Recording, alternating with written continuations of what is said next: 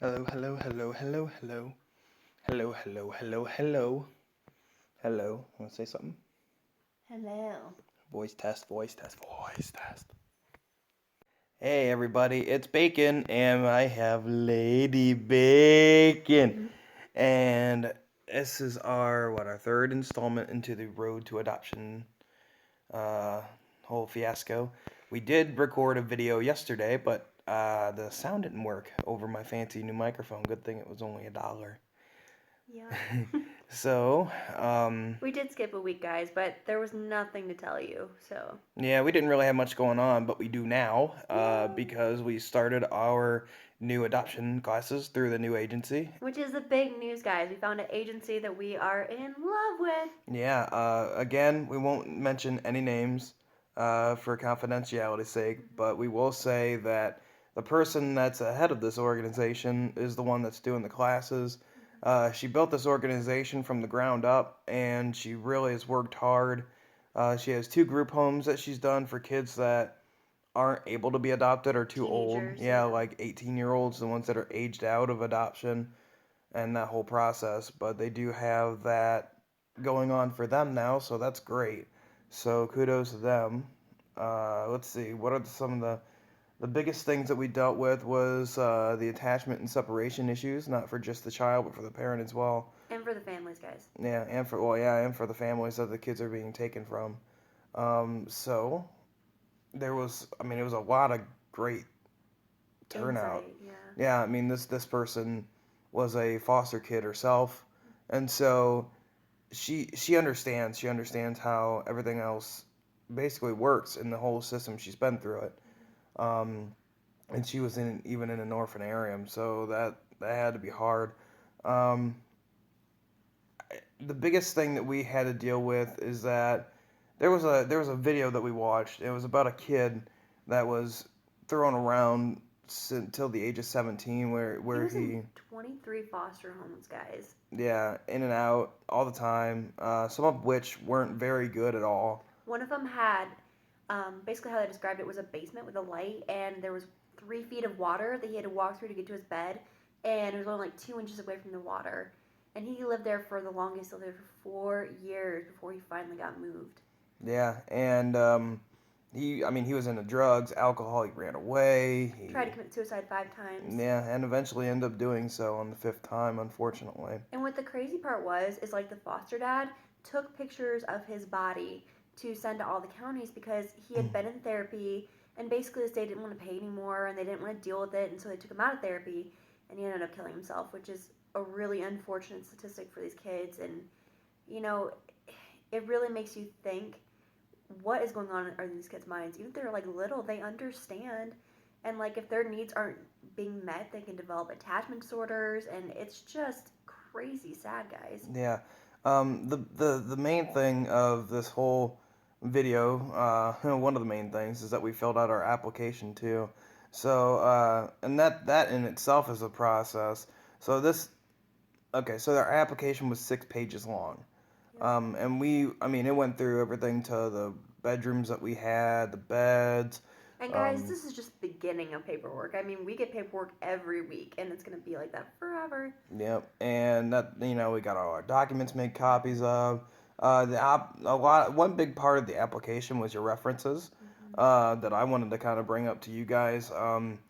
We our references are somebody that we know, some people that are gonna end up being in our support group. And they have to know both of us, guys, know our Hmm. dynamic, how we are with each other, that kind of a thing. Right, and so choose carefully. Don't choose just anybody you think just to fill the spot. Yeah. You want to make sure because they're gonna call them. They will call them. And ask them a lot of questions, and they need to Yeah, know the answers. and some of them might be actual personal questions. Yeah. So, yeah, you want to make sure you choose these people carefully, and you want to make sure that once they end up in your support group, they're gonna be there for you, not necessarily financially, but emotionally. That's the biggest thing. You need to have support. And support is a big thing in any case when you're having a child. Usually it's the grandparents that are there, but unfortunately for us, my parents are farther away, and Eric's parents aren't really in the picture, so it's kind of a different situation. And so we really needed to find people that we could surround ourselves that would have a positive influence in our child's life. And, our foster children need people that are dependable and that will be there. And that's really important. Yeah, and it a lot. You got to understand with these kids, they are not going to come into our house all handy dandy, ready to go. They've suffered a lot of trauma. Some of these kids have been abused. Some of these kids have been sexually abused. And what gets me, guys, and I completely understand it, is their attachment and bond to their parents, regardless of what they're done, is still so strong. And so they'll come in here being like, "We want mommy and daddy," and completely understandable. Like, how would you feel if you literally had 5 minutes to pack your belongings, and then you were taken to somewhere that you had no idea who this person was? Like, it's the whole stranger danger thing too. You're taught as a kid, don't trust strangers, don't go with strangers, and that's exactly what they're having these kids do. Is they're picked up by a social worker, stranger, or a cop, stranger, and then taken to a friend's house of the social worker. And again, a stranger, you're living in this person's house, you don't feel comfortable. It's sad and it's scary. And, as scary as it is for us, and believe me, it is, it's even scarier for these kids. Yeah, and it's kind of crazy because if you think about it, these kids go through so many moves just before they even get to your place. So they say, okay, one little Johnny is in. He just got moved from his parents. That's one move. He was brought to the police station. That's another move. Then brought to the social worker. And then Hi, there's a cat on me. Hi, buddy. He's trying to ruin our video, but he's not going to.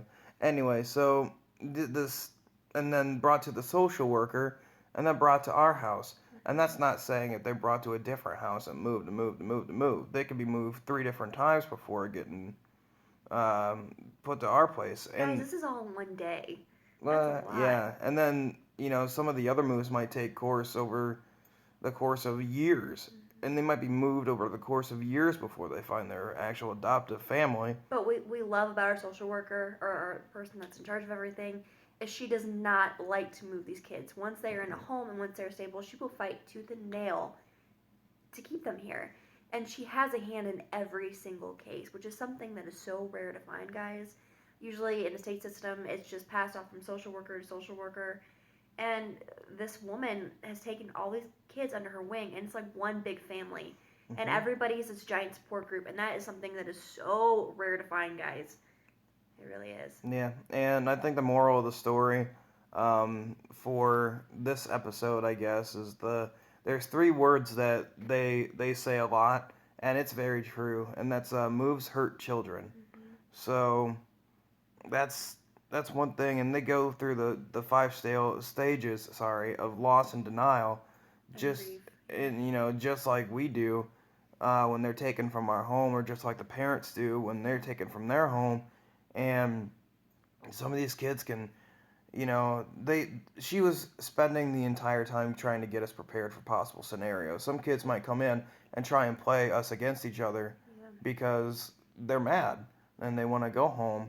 And some kids might just be depressed. And then that's where the whole suicide comes in to the play. And it's a very real possibility. It's scary, but it's a very real possibility for these kids. So, and one thing that she asked one question to us that kind of hit home, and it was, what was the one thing that we would find the hardest to get over in this whole process? And we kind of decided that the hardest thing for us is putting a kid back into having no choice to putting this kid back in the parent's home when it's a potentially dangerous situation. And they could end up right back in the same situation they're in now. Right, and guys, we're not saying that the parents are all bad people. That's not it at all. It's more, it takes a lot for a kid to be put into the system, guys. Let me tell you. I mean, I see it every day where you think, oh my gosh, you look at a kid and you think, why are they with these parents? So the fact that they are taken out of a home is a major, major thing. And so to get attached to a kid and to have them safe and to know they're safe and then put them back into that situation, even if the parents are working the steps and even if the parents have done everything to comply, it's a scary thing and it's a hard thing. Yeah, and the one thing that she mentioned to us is that we need to try and be civil. We don't have to have a relationship with the birth parents by any means, but we do have to try and be civil because not only does that build a relationship with them, and they can, they're going to be the ones that feel judged, not us. Hmm. We're the ones, doing everything right. They're not. And then, it's just mistakes they make. And sometimes it could be simple as they haven't had their needs met when they were children and they don't know how to parent properly. Yeah. Or it could be something as bad as someone's abusing them and, drug related overdose and whatever and stuff like that. It could be something as serious as that. But the thing is we're not here to judge. We're here to make sure that kid's safe. Right. And so, We need to be supportive to the parents as well. yeah. We're all a team at the end of the day, guys. And I think that's something I love is that in a way it kind of feels like you are alone because you're going through this process and no one in your friends, at least in my friends group, has ever gone through this, has any idea really what it is. And she did tell us, like, once this happens, you will lose friends. You will lose people that you thought were really close to you because they don't know how to deal with the situation. No. But I think a really positive thing is, too, we will gain people that understand. They have so many events and so many things that they do, like, every month for the foster parents to get together and to know each other and to be a support group for each other. And that's a major thing. And not only that, but they have a Christmas for all the kids that Hmm. have been adopted or in placement. And one year, every kid that attended there got a bike, Yeah. a freaking bike. That's insane.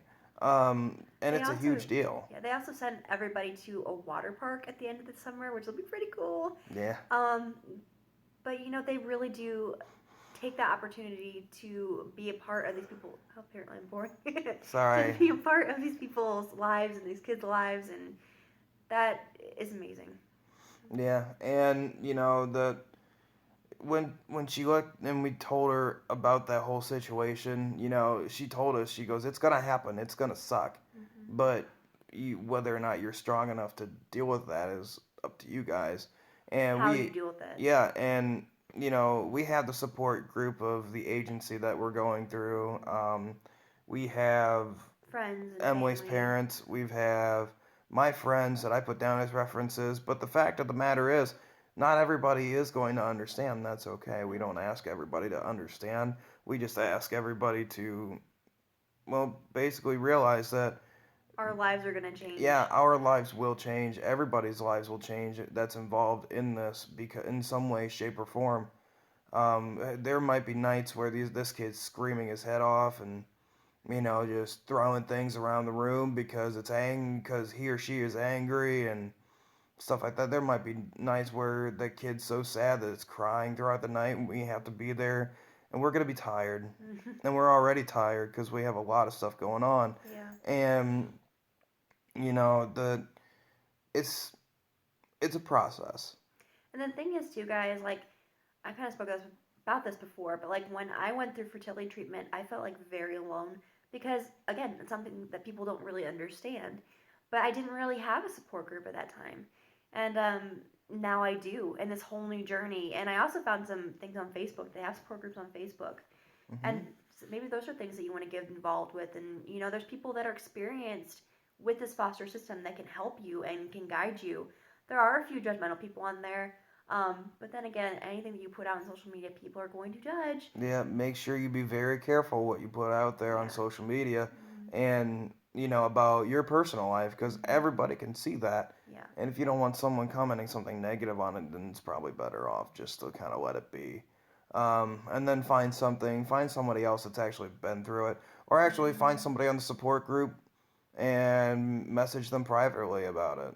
You If you know, feel comfortable. if you feel comfortable, they feel comfortable Yeah. about that too. The bigger your support group, the easier it's going to be, guys.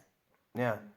And it's there's a whole bunch of resources. There's a whole bunch of everything. And right now we are definitely in the process of trying to finalize our support group. And obviously it's not set in stone. We're going to be adding people, we're going to be removing people from that Yeah. support group at any given time. And this is just after the first class. This is just the first stepping stone to get licensed right now. And they have ongoing training for everybody that we had, that we have not necessarily have to be to, but they encourage us to be there. You have to have so many hours per year to maintain your license, guys. Yeah. And it's kind of cool they do it every month because they babysit your kids and it's time for you to just relax and kind of really absorb information and to get to know the other parents. So we're really excited about that. Yeah, and this agency is going to be a good fit. Yeah. I felt 120% better than, the other agency that we went to. Emily's felt 120% better. Mm. Um, I didn't cry this time, guys. I cried last time. That sucked. yeah, and it just goes to show you that you need to do your research. Mm-hmm. And you might think it's minor stalking mode if you go on their Facebook, if you go on their website, if you go on this, if you do that. Look at their success stories, look at their ratings, just but that's what you have to do. You have to find what's going to work for you because ultimately, and I know we're trying to make a change in the child's life, but ultimately it's what you're okay with. Yeah, and guys, honestly, they should be okay with you doing some minor stalking. I straight up told her, yeah, I was looking into everything. She's like, good. And I was kind of surprised by that. And she's like, well, you need to know. And she's like, we have nothing to hide. Now, that other agency, they had a lot to hide, guys. Yeah, and turns out they were actually profiting off per diems. So if that tells you anything about how that kind of um, System works. system works, they and the one thing that I want everybody to know that right now, well, two things actually. The first one is that in some of you guys are even included in our support group. The people that are watching, that are allowing us to vent and supporting this channel, that's part of our support group.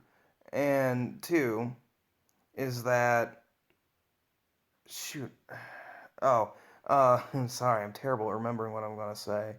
And two is it's she told us that we might not be able to adopt for our first kid that we get placed, but we might have that chance of letting putting a footprint on their memory forever. Making a difference in their lives, guys. Yeah, and they could remember that throughout their lives, and that might change the way they look at life. Yeah.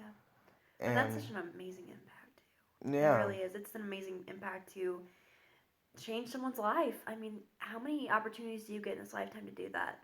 So, exactly. So keep your head up. Make sure you guys are strong with each other, and you guys have got to work with each other. Otherwise, it's not going to work.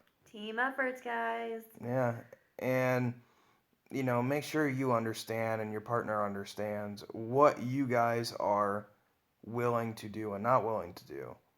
But this video is getting long, so we just want to wrap it up and say thank you guys for the support, the prayers, everything. We could not appreciate it more. So, until next week.